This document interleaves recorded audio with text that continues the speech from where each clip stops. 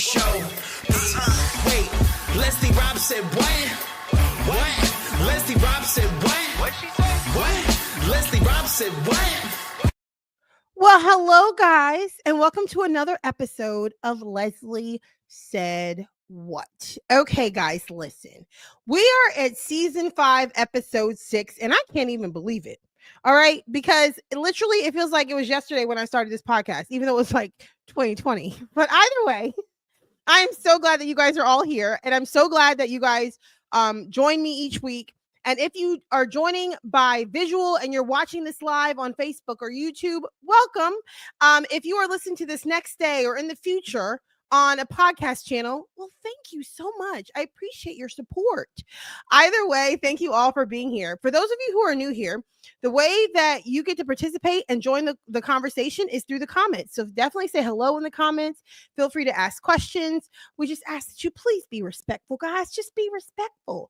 All right. But definitely join the conversation because without you guys, it's not as fun. But definitely, you guys are going to love our guest tonight. His name is Haas Ridgway. He used to be one of us, an 8th grade teacher, and now has shifted to the role of pastor. Okay, and comedian. So, this is going to be an interesting conversation. So, Haas is going to share his story with us. As per usual, like I said, feel free to join the conversation in the comments. We want to hear from you. All right, guys. And I don't like to dawdle and take forever. So, without further ado, let's bring him on. Haas Ridgway. Hey, Haas. Hey, I'm here. I just appeared. It's amazing. Yes. Yes, you just appeared out of nowhere, Haas. It's awesome. Like he magically appeared. It's what I do. So if you're listening to this by podcast, you missed it, guys. You missed the appearance of Haas, who just literally he came out of nowhere. Okay. Oh my gosh, Haas, I am so excited that you're here. Yes. Now, guys, Haas and I met a couple years ago at the Christian Comedy Association when Haas was hosting our Christian Comedy Association retreat / conference / I'm not sure what you call it anymore at his church in where? Franklin, Indiana. Yeah. That's what it was. Franklin, Indiana. So Haas is out there now as a pastor, guys, but he used to be an 8th grade teacher. All right, Haas. So let's just start off from the beginning. Who is Haas? Who's Haas Ridgway? Well, I grew up all over the United States. My dad was a preacher. Before that, he was in the military. So I lived in 9 states or something. And then, that's me in a nutshell. I lived in Kentucky, Tennessee, Virginia, Pennsylvania, Indiana. So you literally were a military brat. Oh, man. Illinois. Yeah, I've been everywhere. I was almost born in California. Almost. Right. 8 months pregnant, my mom moves back to Virginia, and then I show up. So. Oh, no way. Well, I live in Virginia. What part of Virginia did she give birth? In Petersburg, right outside of Richmond. Oh, yeah. Richmond. Yeah. Right. Area. Yeah. I'm in Northern Virginia. There's a difference. Okay. Well, Northern Virginia is up here. Oh, I know all about Northern Virginia. I used to preach in Front Royal, Virginia, that little bitty tiny town. Yeah, the little town. Yeah. Mm-hmm. Yep. Yeah. My brother lives there. Funny. So, yeah. Oh, that's cool. Yeah, because see, most people don't get when we say Northern Virginia, it literally is its own thing. It's like the DMV is what we call it. It's DC, right. Maryland, and Virginia, all wrapped in one. Absolutely. Well, we went to a Bible camp there called WMAVA, and that's Washington, Maryland, Virginia put together, WMAVA. And I was like, you didn't say DC, you just said wow. Wow. They didn't even try. I mean, hey, I guess you can't beat the creativity. I mean, right. I mean, ish. Cool. Ish, right. Nice try. Nice try. Oh so God.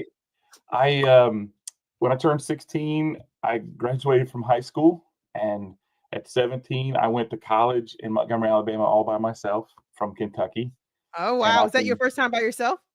Absolutely, yeah. And I was like, I'll never forget. One of the guys said, "Let's go to Atlanta," and I said, "Let me call my mom. Let me get my stuff," because I just realized I don't have to ask anybody for this. This is what I get to do, Yeah. And so I went to college for Bible, and later on for human development is what my degree was in, and then I did. So there's this crazy thing. I preached for a little while in Virginia. Then I went to youth ministry for a long time, and several years ago in Texas, our church was struggling financially or were going to. And the Yeah. principal came to me and said, I need you to teach this class at our school called Teen Leadership. So it's a leadership and speech class. And Okay. you don't even have like a curriculum. We have this book and you can use some of it or all of it. I was like, he said, you can do, it's like a free form class. And I was like, you just gave an ADD guy like freedom. This was nuts, you know? And, Yeah. and so I, for a whole year, and I wish it was longer. It just was, you know, I couldn't do everything that I had to do. I got to teach every student at that middle school speech and leadership. Oh, that's cool. Yeah, when Now, he was speech a described it, requirement? yeah, it was if you were not in this a couple little programs that were advanced, you had to go to this class. Oh, When he okay. described it, I thought he was telling me that I was going to be the youth minister at the middle school. It was that kind of description, like, you know, shaping them into better citizens and, you know, learning how to, and he would quote, he didn't even know he's quoting scripture when he's like, you know, treat others as you want to be treated. I was like, oh, Jesus said that, you know, it was Yeah. kind of cool. You're like, look at So, you. Like, you're like, hey, look at you, sir, incorporating scripture in the middle school and didn't even realize you were doing it. exactly. And the author of the curriculum actually did that. His name's Flip Flippin. He did this capturing kids' hearts. You can look that up. So I became a certified in the capturing kids' hearts. That's basically, you know, the working your crowd. You know what I'm saying? Like Yeah. the room control. What's that phrase again? I wasn't any good at it. Classroom Making the management? kids behave. Yeah. Okay. So Classroom management? there you go. Classroom management. Yay. You were So, not good at classroom management, Haas? well, I was. I just, you know, I never want to be that bad guy or whatever, and I always try to be the cool Yes. kid. But, you know, Yep. then after a while, I was like, man, I just want to preach. That was an incredible time, but now I want to preach. And then now I'm here in Indiana and I'm preaching. Wow. So like literally like what made you shift though from teacher to pastor and comedian? Like was it just like you just had an like was it like a calling or you just wanted to? Yeah, it was a calling like my whole Thank you, life. Nathan. Yeah, it was a calling my whole life, you know, and Yeah. spent a lot of time in youth ministry because I loved teens, and especially, and being in the public school was just like, um, I hate to say it was an education, right, for Yeah. me Mhm. on respecting people for where they are, even though where I'm coming from, and learning how to love people right where they're at, and even if you can't stand them. No, I'm just kidding. Okay. Yeah. You know what I mean? Oh, it's like I Really? love you, but I don't like you right now. You know, Yes. that was Oh, me some days. I totally get it. And so like now and going from teacher to pastor, what are some things that you tend to see like overlap? Because I know sometimes us church members could be just as bad as the kids. Well, so you know, the little things on the structure of being a teacher that kind of overlap for me. Before teaching, I didn't create a long-term plan for what I was going to teach. Mhm. After, now I have a year calendar, kind of like I create my curriculum, and I take a whole retreat to figure it all out, and I plan it out a year in advance, that kind of stuff. But yeah, that classroom management, capturing the people's attention and knowing when to weave back in and out of being serious and grabbing them and doing those things to create tension and then relieve the tension and then involve people. And you know, you tend to want that feedback that you get with older students, right? You just want, Yeah, like, true. I want to know, are you getting this? You know, so sometimes in church I'm like, hello, you know, it's like, come Yes, on, you're tell like, me. anybody out there? Can Yeah, anybody hear me? right. And normally they're really awesome at that. So you know, that kind of like, instead of being preachy now, I Yeah. teach and I That's engage. awesome. You know, it's totally different. I don't change who I am when I'm in front of people. Yeah. I'm just me, you know. Yeah, no, that's awesome. Yeah. Now, and you know, like when you can give people an authentic experience, whether you're a teacher or a pastor or whatever you are, that is the best way to do it because it is so hard to maintain being somebody that you're not. Am I right? Right. Absolutely. Or trying to be a carbon copy of somebody. Also, that also is a problem. Yeah, right? Well, it's so hard. it's kind of like whenever we went through those training things when we were teachers, the right Professional before. development. Oh, come on. Listen, if I got tired of being talked to like I was in kindergarten. Yeah, You, that's you know what I'm professional saying? development. Yeah, that's how it They works. come in, hey everybody, we're gonna play this game, and I'm like, I don't want to play. I'm gonna sit back here with the football coach. You know what I'm saying? I'm like, Yep. I am not gonna. I didn't. That really got to me. I was like, I felt it was so condescending sometimes, and I Mhm. know they didn't mean it, but that's what it just came across because it didn't Yeah. seem genuine. And I was like, Lord, help me never to be like that. Yeah. No, I get it. In professional development, it does feel kind of like patronizing sometimes where you're like, listen, okay, yay, we get to write with a marker on a big, huge post-it note. Like, Right? yay. But you're right. Yes. They hype it up to be like, come on, everybody. Yeah. All I knew, every professional development class I went to, I just thought, man, they get paid big bucks for this. I should do that. You know what I'm saying? Like Mhm. I could go in and because I would treat people with respect. Yeah. No, I completely agree with you. Like I literally sat through so many professional development sessions and then again realizing like I could get paid to do this and I could do it better. So that's what I did. I actually created my own professional development session. And now I travel and teach teachers my professional development because I get it. Like you're right. Like a lot of times when it comes to professional development, either it's not applicable or you're like, what is happening? Why am I being taught like a child? Right. Oh my gosh. I- Oh my gosh, Mr. Vetter. You're right, Nathan. He said it's time It to flip is. the script on Common PD. I thought, if you wanted, I mean, creating community is part of PD, right? I mean, that's what Right. you're trying to do as a teacher is get the teachers all together, doing things together, and then learning to push that into the classroom to be able to help kids connect in the same kind of way.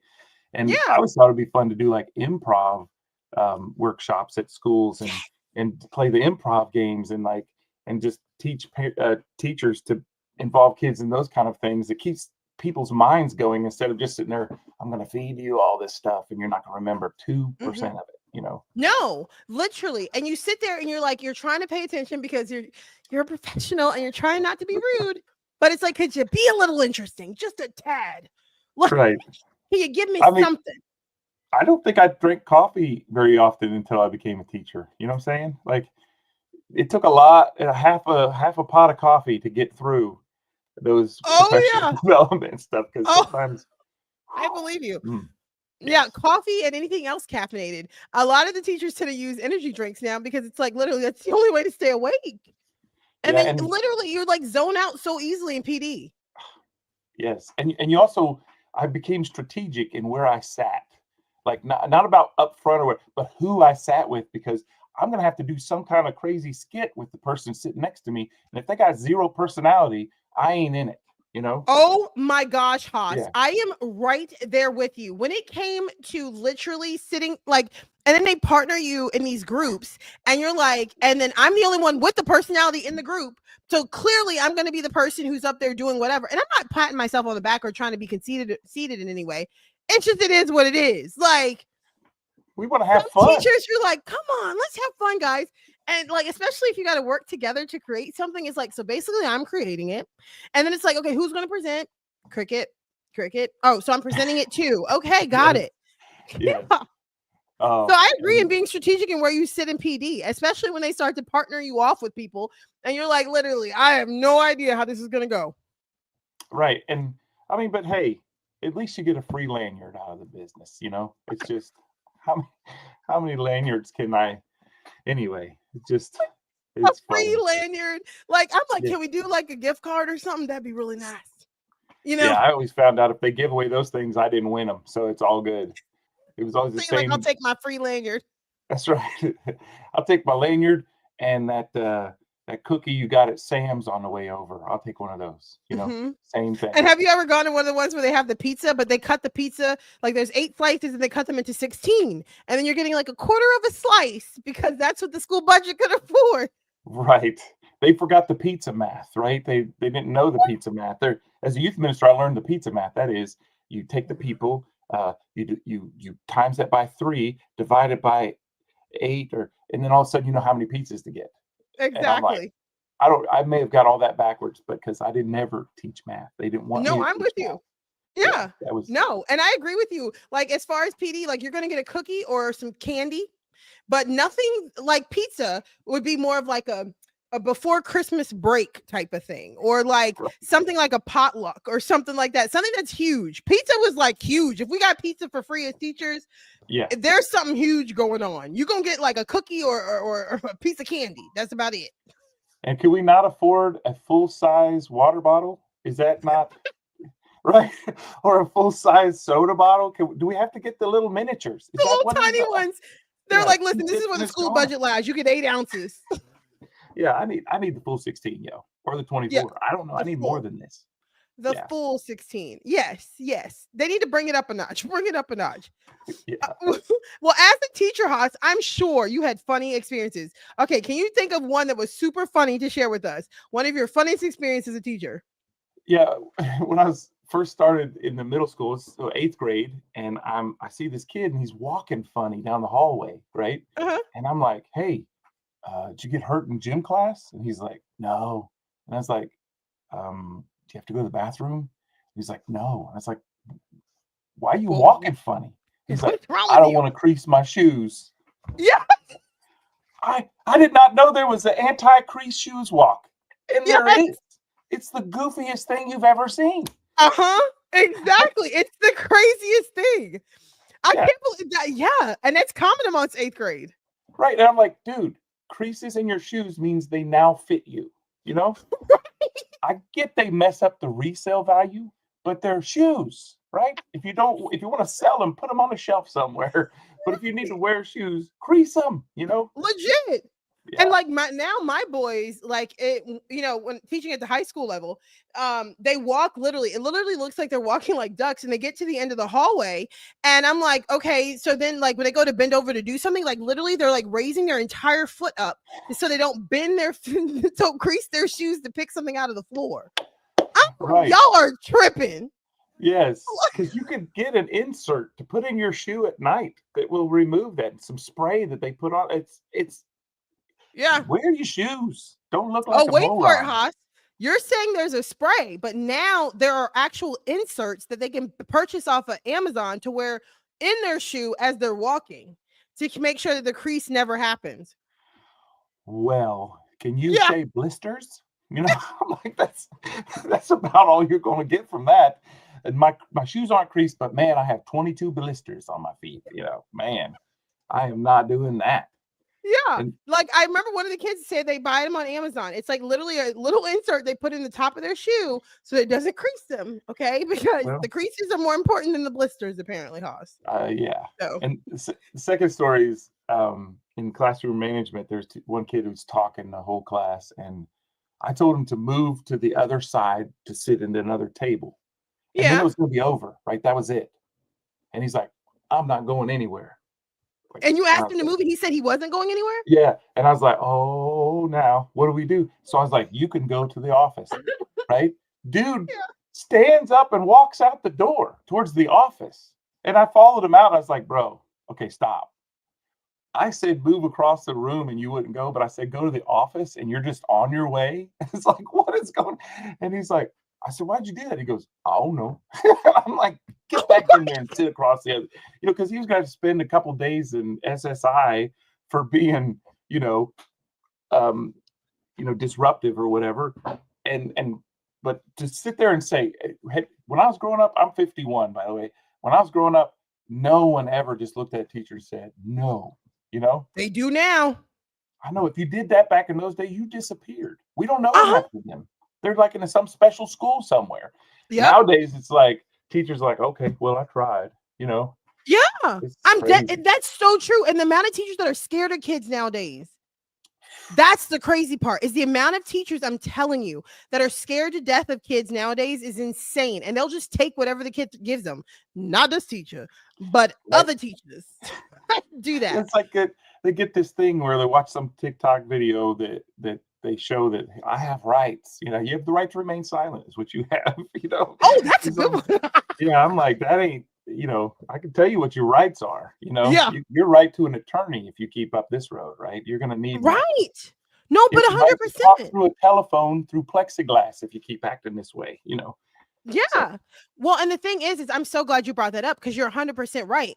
In my day, I never said no to a teacher. One of my like mhm. one of the teachers I teach with, she said for the first time in her entire teaching career last year, she told a kid to do something. He looked at her point blank in the face and said no.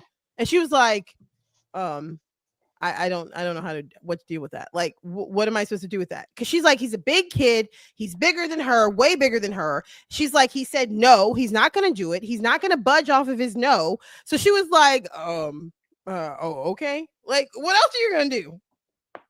I mean, And now the kids treat you like equals. Mm-hmm.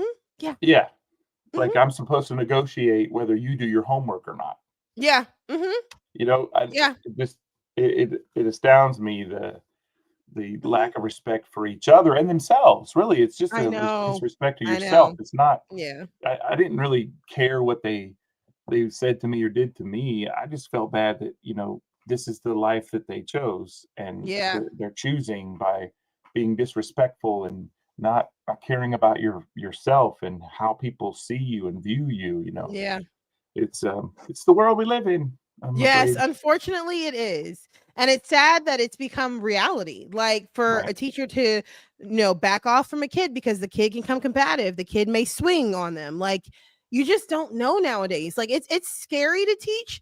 But it also takes a balance of relationship and rapport with the kids too, because once you break through that ice initially, then it's a different environment. It is a different Absolutely. environment, I and had the obviously not every kid, but right. some. Some of them, there's some challenges, right? I Yeah. I remember I was new to teaching, and near the end of the first semester, I went to the shop teacher and I said, "Can you make me a paddle?" And I'm not planning on using it. I said, "I just want a paddle," right? And so the last day of class, I had all the kids sign the paddle. I was like, "This is my first year teaching. I want you to sign this paddle." And they're like, "Do we have to get hit by it first?" I was like, "I want to, but no." You know, Yo, it's like, you're like, I'm not going to jail for this. exactly. But sometimes I just hold the paddle in my hand and hit it on the desk when they're all talking, and they'd all be like, "What was that?" And I was like, "I was just getting your attention," and Yeah, it just was just want your attention. right. Yeah. I remember teachers used to do it with the ruler. They used to hit the table to get your attention, especially if you fall asleep. They'll hit that ruler on the Oh, table and it'll wake you right up. been pelted with an eraser before when I was a Mhm. kid, Yep. and they interrupted a perfectly good dream. So I don't understand it, but it was so I I know this is like a pedestrian joke or whatever, but Yeah. the reality is in 8th grade, I fell asleep on my desk like this and started snoring, and I was dreaming I was on like a dirt bike because the In snoring your 8th grade sound, class. that's real. I thought I was on a motorcycle. It was my snoring. It sounded like the motor in the thinking. Yeah, it was crazy. Oh my gosh, Haas. Yeah, I'll never forget Make this that. stuff up. Oh my Yeah. gosh. You can't make it up. At least we know you're telling No, the truth. right. Oh my gosh. Yeah, no. So it's just funny because like when you look back on teaching, is there anything that makes you wish you would have stuck with teaching, or are you good with where you've transitioned to? I mean, I love where I'm at and what I'm doing now, but right before I left, they came to me and asked me if I would consider getting my certification for special education because the kids that they were sending to my class from there, we had a really awesome um, Oh, relationship, and yeah. and uh, I I I almost did that because those kids, I just love those kids. And what's really kind of cool is now my daughter that's what she does for a living. She's not in school, but in homes, she works with adults with mental and physical disabilities. And I was like, because there's so much Oh, joy you get from that kind of stuff. yeah. And Yeah. I'll never forget one kid who, you know, he had autism and he was so literal. Everything was Mhm. so literal. And we had two girls. This is South Texas, so two girls had just come to America in our class, and they didn't speak English yet, so they Yeah. were fully immersed in English, trying to learn, right?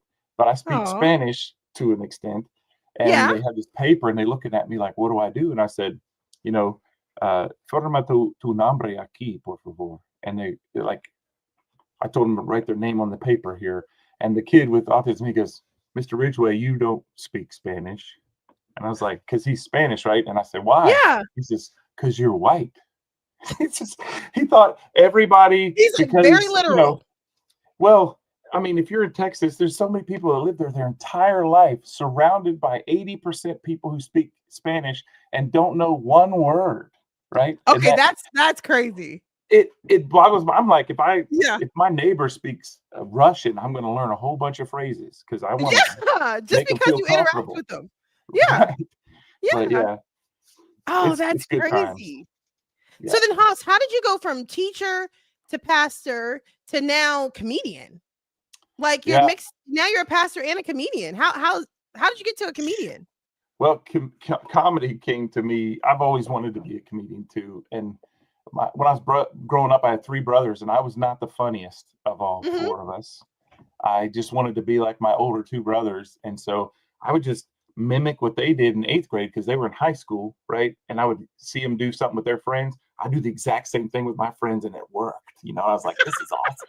You're like, look. And but we were all in theater, and all that. I actually never got in any of the plays until I became an adult, and they all got into everything. And for some reason, that shifted to where I'm in front of people all the time, and so I got comfortable and more comfortable, and more comfortable. And Oh, about 20 years ago, I was at a conference in Nashville, Tennessee, and I was at a Ruby Tuesdays with my friends, yeah. and I was doing all kinds of jokes, making them laugh.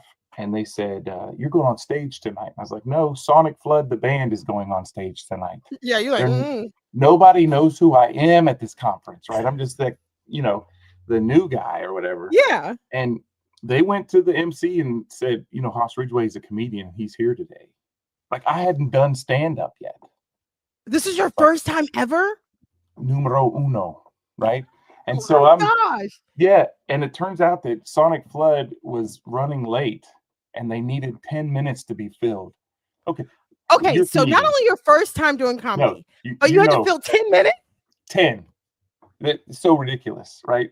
To think about, getting a tight 5 takes some people 2 or 3 years, And I'm sitting there going, well, I looked at the stairs and I was like, it's now or never, Lord. You know what I'm saying? Oh my god.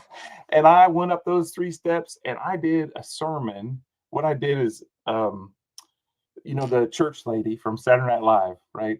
She Uh-huh. did this sermonette where she's like, you take the D from devil and what do you get? Evil, and it just kind of gets it down to the L, and that's where you're going to go if you stay in sin, that sermon, right? Oh And my gosh, yeah. I did it that whole sermon as Matt Foley, motivational speaker. I did. I legitimately walked up, let me tell you a little bit about myself. I did the whole sermon as Matt Foley. Yeah. That is hilarious.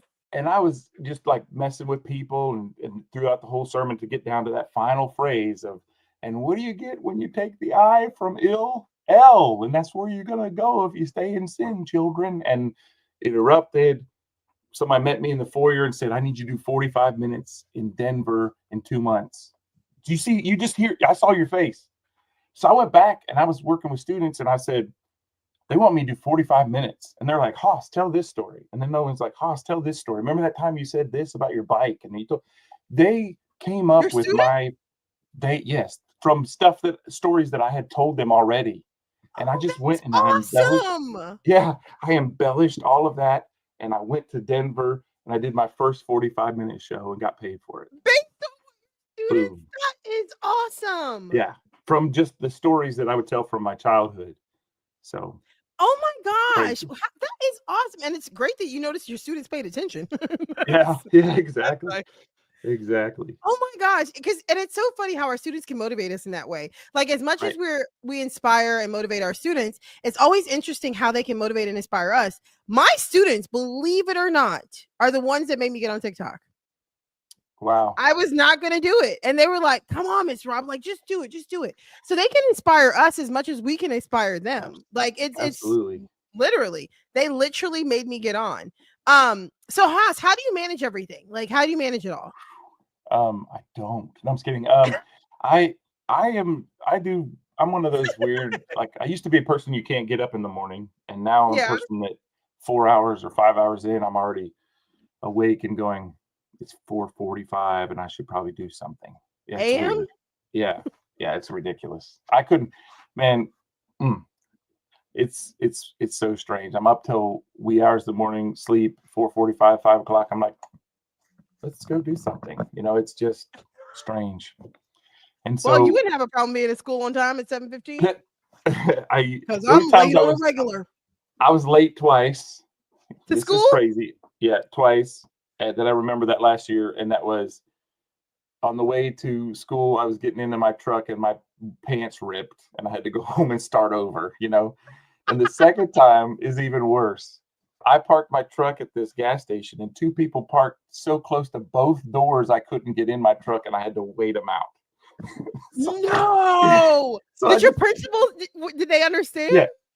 I texted him a picture of the truck, and I was like, I'll get in as soon as I can. And he was like, he just put LOL, and he's like, I'll watch it for you. And you know what? I wasn't but 5 minutes maybe, but that's cool though that your principal watched your class for you. That's amazing. I mean, I know some principals wouldn't, but I mean, mine would. He's pretty awesome. But like, yeah, no, that's funny. And like, literally, I'm with you. I'd be like, let me take a picture and just show him. Like, for real, I can't get in my car, man. Yeah. I promise I can't get in my car. Right, exactly. Yeah. Oh my gosh. Yeah, you're always needing 5 a.m. bus drivers is what Nathan you see says. that? I'm not. Yeah, I guess I could do that. But I'd probably end up being Matt Foley the whole time, being like, "Listen up, children, you can shut your yapper." That's probably would be what I would do. I'd get in trouble for losing it. Oh my gosh, no, I'm with you. Like, yeah. I drive the bus in addition to teaching, right? Word. That's awesome. Yes, I'm a school bus driver in addition to teaching. And so, yes, you would. The Matt Foley would be definitely necessary. The Matt Foley approach. The kids would get a kick out of it. Oh my gosh. Hey, it gets them to school. Hey, it does get them to school, though. Hey, we'll take it. Right. Nathan's like, hey, we'll take it. As long as you get them to school, we'll take it. I felt like a bus driver a couple weeks ago. The preschool here at church went on a field trip, and I drove our church bus. And it's one of those 15-passenger school buses that are put together, like small, but it's like a real bus with the door and all that, Yeah. And my dad was our school bus driver when I was a kid. Oh, man. I had to be on behave, right? I'm sure. My favorite. Because your dad ain't gonna play that. That's right. Now, here's one you'll appreciate as a bus driver. We get to a railroad track, and my dad opens the door and then closes the door and then crosses the track. And I was like, Dad, that's what we're supposed to do. Mm-hmm. Right. I said, Dad, why do you open the door at the railroad tracks? And instead of telling me it's the law, this is what my dad says. He says, well, in case a train is coming, it can drive on through. Oh my God. If you wonder where the ridiculous comedy comes from, you're like, it definitely came from my father. And my grandpa, who was a step grandpa, by the way, his name was Oliver McLean. He was Irish. Yeah. And he'd walk into, every time he came to our house, he'd walk in and he'd say, "Run to the roundhouse, Nellie. They can't corner you there." I'm like, what is that? He had a picture of Pride and Joy, those two products in a picture in his wallet. He's like, "Would you like to see a picture of my Pride and Joy?" And he put that in front. Yeah. Yeah. He had one plastic egg in the refrigerator amongst the regular eggs. And that's the one he threw at you to mess with you. Yeah, that was my grandpa. I love it. I mean, you can't help but love it. Like, it's fun. I mean, if nothing else, it's strangely fun. Right. And I come home, he would teach me Irish drinking songs. No drinking was involved, just the songs. And my dad's a preacher, right? So I'd walk into the house, hair through the overalls and Mrs. Murphy's chowder, sitting there. He's like, "Where did you learn that song, son?" You should be like, my step grandpa. That's right. One time I borrowed his jacket to go to school because it was cold. He's like, "Just use mine." I'm standing in front of my teacher, and I put my hand in my pocket, and there was a cigarette in there from him smoking that morning. I pulled it out right in front of the teacher, and he's like, "What's that?" I was like, "It's not mine." Like he's never heard that before. Exactly. He was like, he had to come to the school while I'm sitting in that little chair waiting on my grandpa. And he's like, "It was my jacket. It was my cigarette." It's like, Oh my Yeah. gosh, your Yeah. grandpa sounds awesome. He is really cool. Drinking songs and He cigarettes. You can't beat right. it. Yeah. He Oh, was that's just awesome. he was so much fun. He played the accordion. Who plays the accordion? You know? Yeah, no, that's awesome Yeah. though. Oh my gosh. Well, Haas, last question for you, and then I promise I'm gonna let you go. Any Okay. encouragement for anyone else who they feel like God's shifting their profession? Like you shifted from from teacher to pastor to comedian. Well, all of those wrapped in one. Okay. Yeah. So Yeah. what encouragement do you have for other people who are shifting their profession? Well, because I'm a minister, I'll just be like, I'm gonna come from that worldview and that angle. But you Yeah. know, being faithful to God it is the most important thing. And Yeah. so, if you want to know what God's will is for your life, wherever you can be faithful to Him and His purpose for you and His calling for you, if that is in teaching, be faithful. If it's in bus driving, be a bus driver. If it's in preaching, be preacher. If you like, I've got a calling to go and um, cut dogs' hair. I don't know, but wherever the Lord leads Dog you, I don't know that. See, sometimes I from go, teacher, bus driver, and pastor to cutting I, dogs' hair. I don't And know. this is why I love Haas Ridgeway. Yeah, this is why I love See, Haas Ridgeway. it's the randomness, and I was just thinking about cutting hair because I'm growing this beard for. Oh yeah, tell them about that. this Okay, guys, you guys got to listen to this. All right, Haas, why are you growing out your beard? A couple years ago at church, we had a breakfast with Santa, and you had maybe a few people concerned who were like, we're throwing around Santa like that, and I was like, why don't we just do something where I tell the story? And we came up with the idea we're having cookies and hot cocoa with Santa Haas. That's right, it's me with the beard. We're gonna paint it white, but they know it's me. And all the kids are like, I can't wait to be with Santa Haas. And I'm like, you're with them right now. But so we're gonna have a good time, and that's why I grew it out really long and that kind of thing.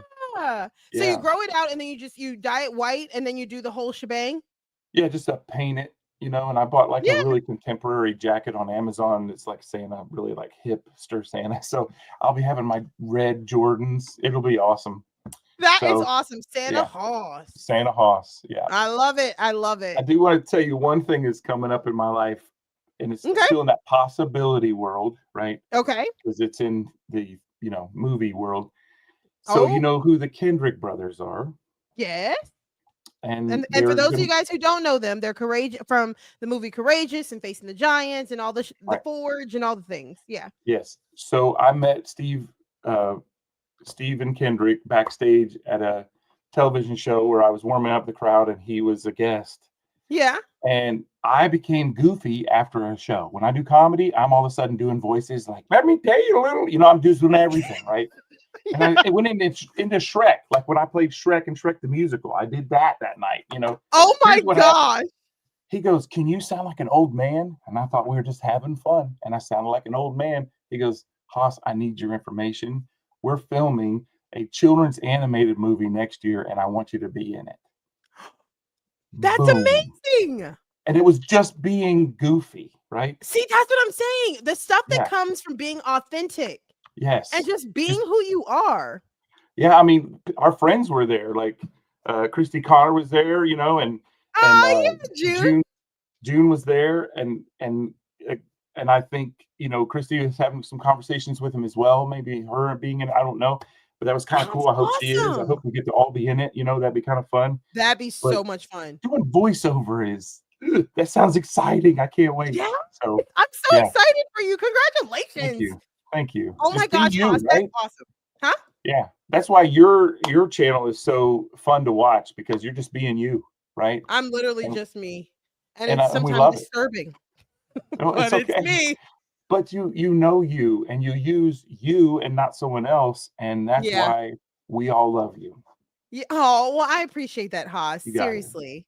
And like literally, guys, and that's something that I encourage everybody to be, is just to be themselves, because it took me years to Absolutely. be comfortable just being who I am, because I used to think that who I am wasn't good enough, and so not enough, and so I just literally would try to be a carbon copy of other people, because I felt like that would make me fit in better and that would make people like me more. But nope, it didn't. But at the same time, it did make me tired and very, very depressed. So I learned to just be me, and whoever wants to be and like me will like me, and whoever doesn't. That's the It best way to be.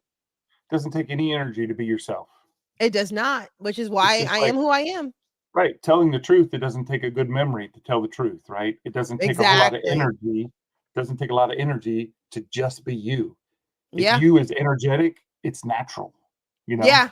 It's just who And I so, am. Like I literally yeah, am just this way. And I used to like suppress it because I knew it was like too much for some people. Well, if it's too right, much, if you are too much for somebody, then tell them they can excuse themselves. Goodbye. Like you do right. not need to be here. like I am who I am. And Yeah, guys, own who you are, because once you own who you are, people have no choice but to respect it. absolutely. It is what it is, Haas. Absolutely. Well, You got Haas, it. thank you so much for taking time to be here. This has been so much fun, as I knew it would be. Uh, do you have any final words, Haas? Man, the only thing I can say is that, you know, God has given everybody the special creativity to be, to do their part wherever you are, you know. And when I dreamt of being somebody I wasn't, it was exhausting, right? Mm-hmm. And not to just be repetitive, but when you find that place where you give and it gives back to you, stay in that place, right? Yeah. And enjoy it, because Yeah. the sweet spot is when you're living in the middle of God's will. So Oh, that is so true. yeah, Well said. I said thank final words, Haas, not amazing words. you. I'm just trying to be me, bro. You All know, right. I love it, Haas. I thank love you. it. Well, guys, for more of Haas, definitely follow him on Instagram. Here where it says Hostage. That's how you find him on Instagram. You can find him on Haas Ridgeway on Facebook. And guys, if you are a Dry Bar lover, which is Dry Bar Comedy, it's not. And if you don't know what Dry Bar is a clean comedy network. You can look up Dry Bar Comedy on any Roku, any type of streaming network. Find Dry Bar Comedy and look up Haas Ridgeway. His Dry Bar Comedy special is on there. He's also often on the Huckabee Show and different things like that. So look for Haas, guys. Support him. We love Haas. Haas, thank you so much for being here. You got it. Good to see you. See you, Haas. Okay, guys, I hope you guys enjoyed that time with Haas as much as I did. Haas is, as you could tell, amazing. And I'm so glad that he was able to take the time to be here. I'm loving these conversations where my friends are in comedy and in teaching and sharing their stories. And I hope that you guys stay tuned for next week. Next week, we have a teacher. She is at Teach Create Pray is her name, and she is a teacher and a entrepreneur, and she's going to talk to you guys about how to maximize your teaching resources and digital resources online. So she's amazing. So she's going to be with us next week. So definitely tune in next week. But thank you all, as per usual, for tuning in this week. All right, season 5, episode 6 is out. Leslie Rob Comedy.